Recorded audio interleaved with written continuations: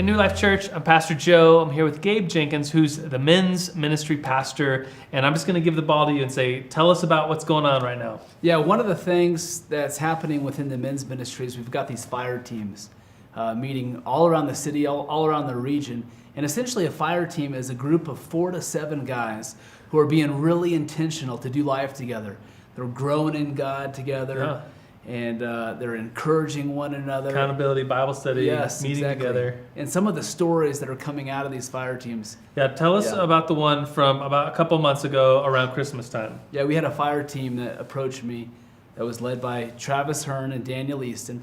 And they said, Gabe, as a fire team, we want to bless a single mom or widow this Christmas. Mm-hmm. They said, so do you have any ideas of who we can bless? I said, well, let me pray about it. Let me ask around. Yeah. The next day, I get a call from a woman who I had never talked to before. And she said, I was praying, and I really felt like God wanted me to call you. And so she was calling and asking for some help. Yeah. And so God connected the dots. And what ended up happening is this fire team, this group of guys said, we want to take care of you this Christmas. And so what do you need?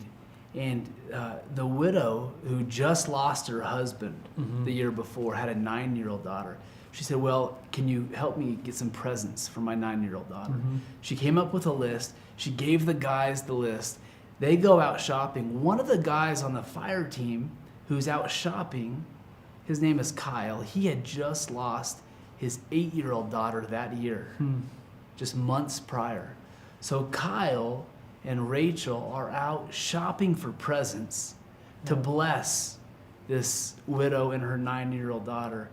And it was just an amazing story of this fire team saying, hey, we want to rally around a widow or a single mom. Yeah. And then God brought the need. And then there was a story within that of the healing that Kyle and Rachel. They got to experience shopping for a daughter who would be the same age that had just passed away. Yeah.